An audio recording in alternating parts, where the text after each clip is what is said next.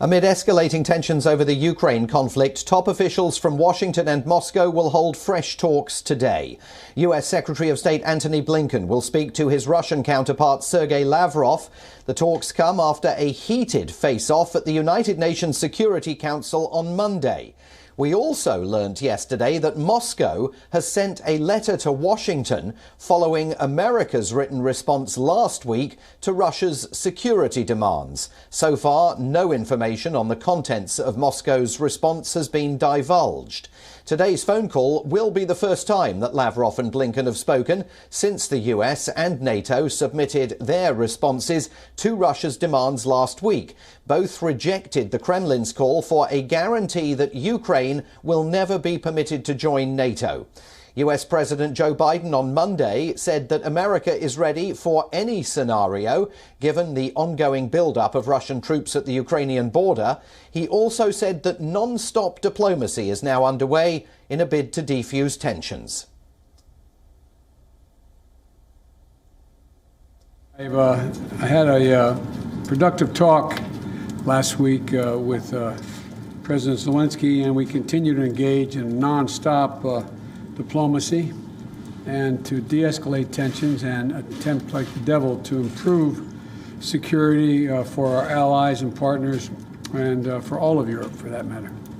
And today in the United Nations we've laid out the full nature of Russia's threat to Ukraine's sovereignty and the territorial integrity of Ukraine, as well as the core tenets of a rule-based international order. And we continue to urge diplomacy as the best way forward.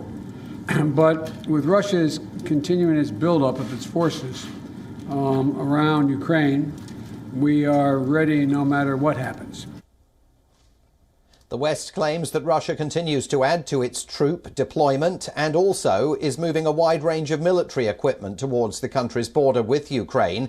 There's also now a substantial Russian military presence in neighbouring ally Belarus. And US officials say Moscow now has the capacity to launch a three-sided invasion of Ukraine. Meanwhile, in a fresh bid to defuse the crisis, beleaguered British Prime Minister Boris Johnson is visiting Kyiv today for talks with Ukrainian President Volodymyr Zelensky. The two men will discuss Russia's military activity and strategic British support for Ukraine. In a statement, Prime Minister Johnson said that it is the right of every Ukrainian to determine how they are governed. He also said that as a friend and democratic partner, Britain will continue to uphold Ukraine's sovereignty in the face of those who seek to destroy it. Earlier, both Washington and London stepped up their efforts to build pressure on Moscow. The US and Britain say they are preparing new, devastating sanctions against people linked to the Kremlin. On Capitol Hill, the US Senate is working on sanctions that could be presented to lawmakers for approval in the coming days. Britain says the sanctions against Russia will be the toughest ever. This will be the toughest sanction regime against Russia we have ever had, and it is the most radical departure in approach since leaving the European Union. Those in and around the Kremlin will have nowhere to hide. We will make sure that those who share responsibility for the Kremlin's aggressive and destabilising action will share in bearing a heavy cost. Their assets in the UK will be frozen. No UK business or individual would be able to transact with them, and should they seek to enter the UK, they would be turned back. Responding to the threat of penalties, the Russian embassy in Washington said that Moscow will not back down in the face of US threats.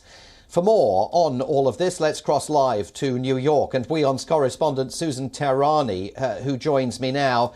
Susan, clearly there's going to be an intensity of interest in this conversation that's going to take place between Secretary of State Antony Blinken and Foreign Minister Sergei Lavrov.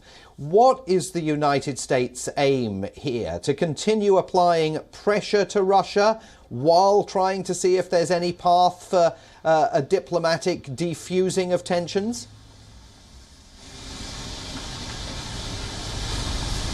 The United States has only so many tools in its hands, Simon. As you mentioned, it's made clear that it does not want to send any troops to Ukraine. First of all, it doesn't have the support here in the United States. The American people really don't have the appetite for that. The Biden administration doesn't want to get into that. It doesn't have the commitment on the part of NATO.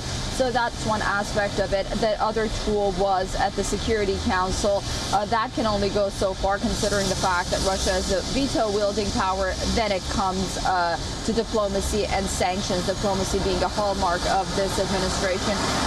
And then, sanctions again being a hallmark of perhaps this administration and the United States against countries like Russia, if you may. A set of pretty harsh sanctions, if you may. These sanctions that the American officials are preparing for would cut off foreign lending, sales of sovereign bonds, we hear, technologies for critical industries, and the assets of elite citizens that are close to Vladimir Putin. There was talk that they wanted to sanction President Putin himself. It wasn't clear how that would go.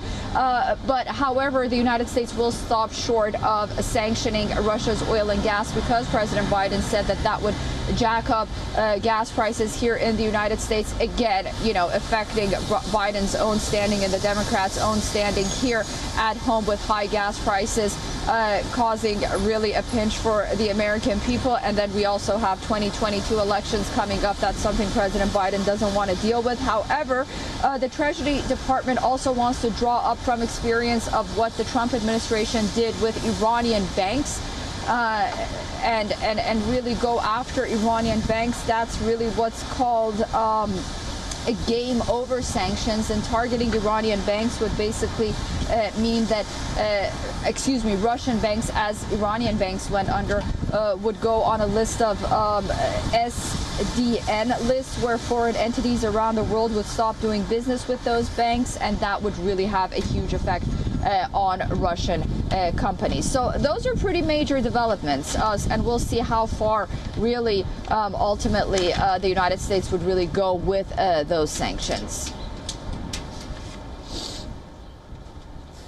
But there is, Susan, one question that the White House has struggled to answer over the last couple of weeks, and that is why these sanctions are going to have any different impact on Vladimir Putin and his inner circle than the sanctions that Barack Obama introduced against Russia back in 2014 after the annexation of Crimea. Those sanctions do not appear to have derailed Vladimir Putin's ambitions, at least towards Ukraine. Why does the United States government think that this time round things might be different? Right, the million-dollar question ultimately, and there are those that argue that if the United States goes ahead with unilateral sanctions, then it really won't have the effect that America wants, and other countries would have to be on board. It would have to be a wide-ranging international effort to sanction Russia, and whether or not the United States would be successful in doing that to the level that it wants to remains up in the air. As we noted time and again, we've talked about it, and it's out there. Vladimir Putin knows this. Europe is really not on board with these draconian-style sanctions against Russia for a myriad of reasons. And also you have other countries really in Asia that are wondering whether or not Russia should be in a position to be under sanctions and not do business with. At the end of the day, they keep drawing the parallels between Iran and Russia. It's not yet clear for countries like Japan, for example, if Russia is Iran and they do want to take that risk or not. But we also do need to take into consideration that once the United States does move forward and really goes ahead and asks Europe and other countries to take these sanctions. I mean, at least we saw with the case of Iran. Most countries will follow, but then again, it has to be international sanctions for it to be effective. It can't be unilateral U.S. sanctions, and I think that's where sort of the buck stopped with Barack Obama, and that's why they weren't so effective.